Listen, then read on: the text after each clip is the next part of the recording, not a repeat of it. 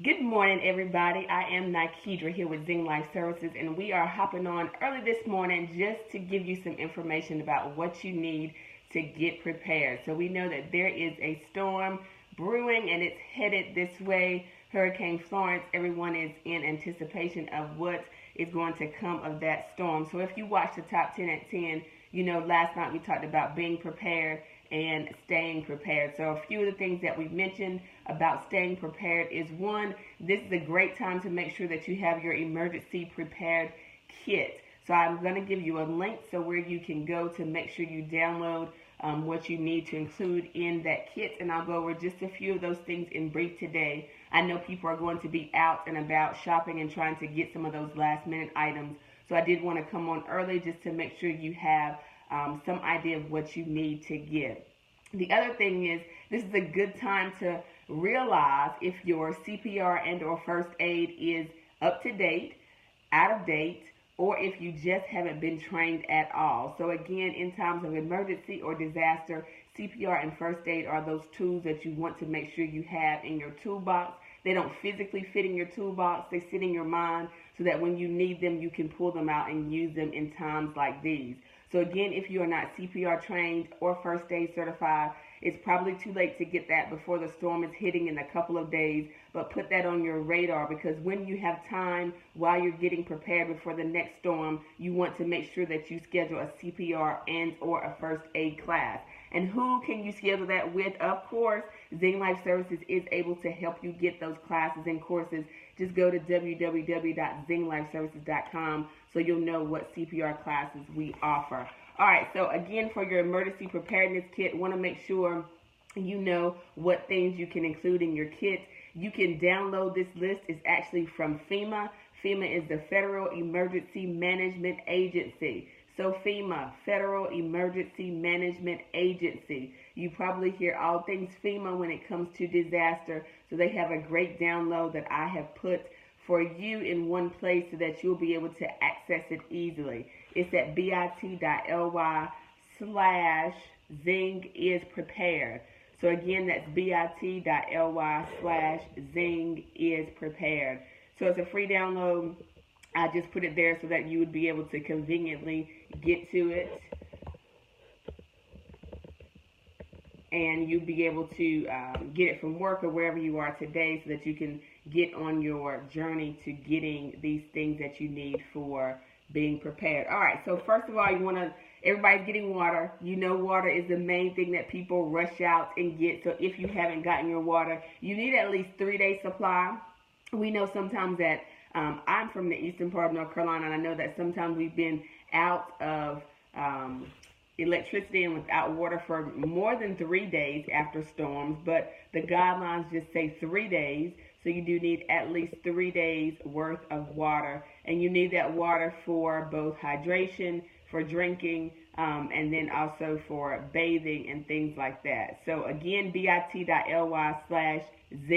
Z-I-N-G, is prepared, is where you're going to see this list to be able to download in full so that you'll know what you need to get while you're out. Okay, so water and food. So again, these are basic needs. So why are we coming to you about this morning? September is National Preparedness Month. So how timely that in this National Preparedness Month, where we typically talk about CPR and first aid and what to include in your kit, that is actually a time when you need to use this. So you want food and you want water for 3 days. Now, your food should be non-perishable. So you know people go out all the time and they get, what is it that they get? You know what people get when they hear of a storm. Everybody grabs the eggs. Everybody grabs the milk. Of course, if you have a baby, then that's what you're going to want to do. But otherwise, you should be getting some non-perishable items. So non-perishable items, and again, you need them for at least 3 days. Find out how many people are actually in your home or who will be gathered in your home. If you are going to invite people over to weather the storm, try to get enough in your home for that 3-day supply. Again, should be at least 3 days of water and drink. Power app-operated radio. They may not be a lot of those left, but if you still have one, you want a battery-operated radio that's going to allow you to have power, because we all know that our electronic devices, if there's no electricity, then what's going to happen? What is going to happen? You are not going to be able to charge those devices. So you want a battery-operated radio, battery-operated items. So again, you need to go out and get some batteries, right? Those are things that you need to include in your emergency supply kit as well. The batteries you also need for your flashlight. So again, if there are no lights, then you need a flashlight. Most people now use their flashlights on their electronic devices. But again, if those batteries in your electronic devices are dead, then you're going to need a flashlight because there are no lights and no power. So again, you need a basic standard flashlight, which is powered by batteries. Your first aid kit. So I can't speak enough to your first aid kit. Why? Because we always tell people to get prepared with your first aid kit. So you should be having your basic first aid kit. It doesn't have to be anything elaborate. Again, if you need help with finding out what needs to be in that kit, and if you need a first aid kit, it's going to be too soon to get it to you by Thursday, but we do put first aid kits together. Everybody who came to the Choose You Walk for Life, we gave them some travel first aid kits, which has some essentials in it. So we gifted everybody who came to the Choose You Walk for Life some travel first aid kits. So I hope if you all are watching, you get those out and you get them handy. Otherwise, if you did not come, you should be at least gathering your basic supplies. I know most of the time we have supplies and they're spread all over everywhere. Band-Aids in one place, ointment in another place, gauze somewhere else. We have just different things in different places all over the house. But again, remember, if there's no electricity, if somebody else needs to get these tools, then you need to have them all in one place. So shout out to our winner from last week. We actually gave away a organizer for first aid supplies. Ola won that on last week. So if you want to be included in some of these emergency supplies and some of the giveaways that we have, you want to stay tuned in to Zing Life Services, our business page, because that's where they stem from. We want to make sure that you are prepared for times like these. So again, a can opener, going back to that food, the food should be non-perishable. Lots of times those are in cans, so if the cans don't have the pop tops, you want to make sure you have a can opener so that you are able to get into your cans of food. You also want to have something so that you can call for help. So be that a whistle, be it a noise maker, you need something, because sometimes you aren't able to use your voice. Sometimes you've lost your voice. You need a whistle, you need a noise maker, so that if you need to call for help, you can use that in addition to screams and shouts and things of that nature to see if someone can help you. So again, if you're just tuning in, we are talking about what should be in your emergency supply kit. It is National Preparedness Month, and we are getting ready here in North Carolina for Hurricane Florence. So I'm giving you what should be included in your emergency supply kit. If you haven't already started getting the tools, I know you probably hear about it on the radio, you've heard about it on the news, but again, some people watch different outlets of media. So this is a social media shout out for those who may be watching me now, so that you'll know some things to include in your kit that you may have not worried about. So the purpose of your emergency kit is to give you some basic supplies to survive for at least 3 days if emergency occurs. Now, some people do stock more than that, but the premise is to just get you 3 days of supplies until your emergency is over, and hopefully by then help can come.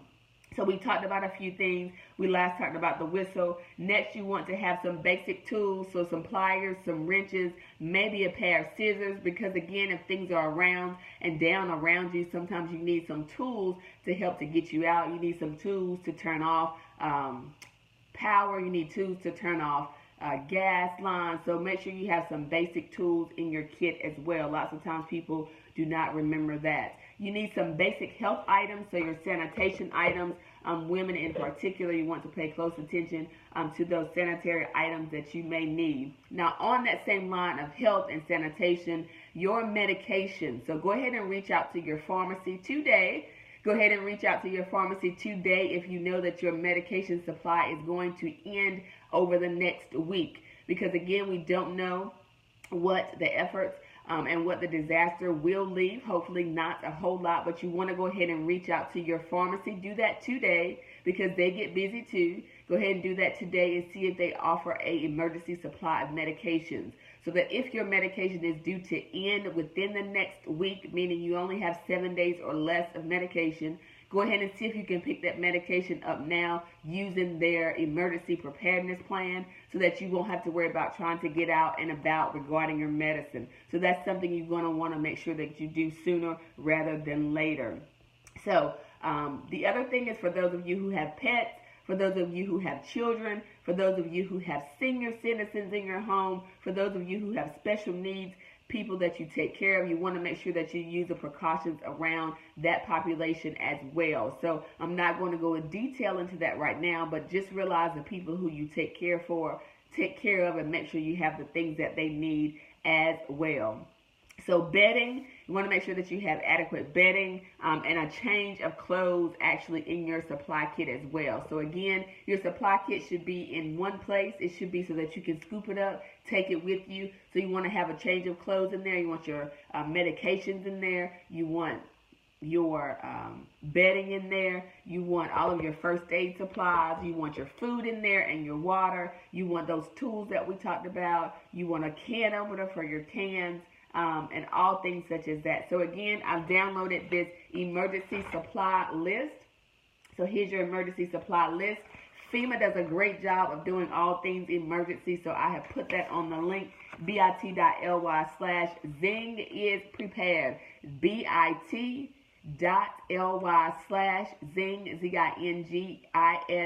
ZINGISPREPARED, and it is in the links, okay? So I'm going to jump off here for now. I just wanted to hop on because I know many of you are getting ready to go out and get some supplies if you have not already. And I wanted you to make sure that you know what you need. Again, remember those things when you have time. This is why we stress so importantly that you need to get your CPR. You need to have it up to date as well as your first aid training is always a bonus, because in times like these when disasters are on the rise, we need to make sure that you will know what to do if you should need it. So again, find out what classes we have available near you.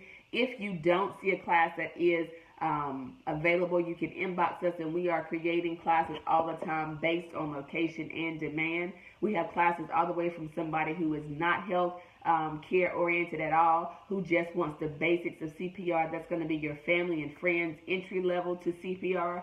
We have that one that is for people who need it for their employment. That's going to be your heart saver. And then we have the level for BLS, or for people who are healthcare providers. So we have all different levels to suit your needs. So again, if you are not trained, if your certification is ending soon, you want to make sure you keep that current. It does change. So people will say, oh, I took CPR 10 years ago. Yes, it does change. It should be recertified every 2 years. Should be recertified every 2 years. So if it's been 2 years, you want to make sure you get that on your radar of things to do. So go ahead, get your download for your emergency kit. Go out and get your items. Make sure you stay tuned to all media outlets, social media, if this is what you choose, but also for your local news. And make sure you get a radio that uses a battery so you can stay in tune with what's going on. So I want you all to be safe. We're going to be on back tonight for the top 10 at 10. So have a great day. Bye.